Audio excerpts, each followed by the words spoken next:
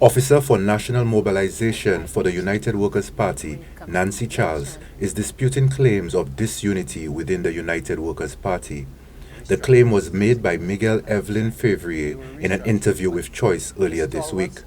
This is not me just supposing or making any suppositions. I have spoken with stalwarts and long-time stalwarts from the United Workers' Party who basically express the same sentiments. They want to get rid of those two. They need to cut off the head of that snake of the new WP so that they can restore the UWP to its former glory. In responding to the claim, Charles insisted that there was no division within the United Workers' Party. There is 100% support by the stalwarts, by the members, the supporters and people of this country nationally for Alan Chastney as our political leader. We went for a process in our convention last year and there was overwhelming support for both Dominic Fede and Guy Joseph as our deputy political leader. There is no murmurings or grumblings within the United Workers' Party for against Alan Chastney, Guy Joseph, Dominic Fede, who are our leaders within the party.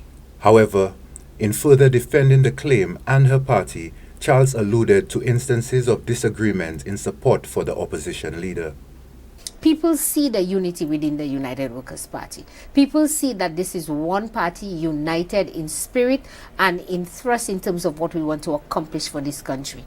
Are there persons who do not support Alan Chastney who were supporters of the United Workers' Party? Yes. And that is okay because sometimes some people, they don't see eye to eye on an issue. But what has happened is some of these people have parted ways. They have decided, well, perhaps we do not agree and we have parted ways. Are we making every effort to try and see if we can reconcile those persons? Yes, we are. But there is no guarantee. However, what the United Workers' Party has done is to move forward. Whilst you are moving forward, you try to reconcile some of those broken relationships and bring them back together, but we are moving forward. The confirmation from Nancy Charles that former supporters of the United Workers' Party have indeed parted ways seems to validate the claim made by Fevrier on the information received from former stalwarts. However, she went on to explain. We are making every effort to amend some of those broken relationships and we will continue to try. We will never stop trying. Some of these people do have relationships with other members within the party and they talk to other members within the party because their heart is still with the United Workers' Party.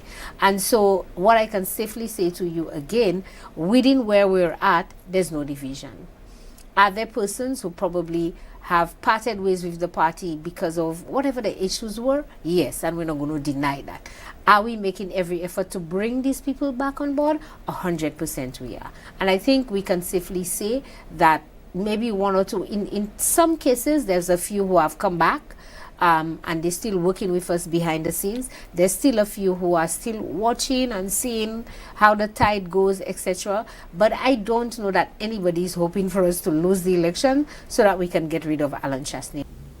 The back and forth between Fevrier and Charles was sparked off by an article on the United Workers' Party's website, unitedpac.com, characterizing Fevrier as a criminal who was fired from the Communications Ministry for his involvement in a scheme to sell driver's licenses. Choice News has found that Fevrier was in fact released from his contract earlier this year for reasons that have nothing to do with what is claimed in the article. For Choice News Now, I am Dired Lionel.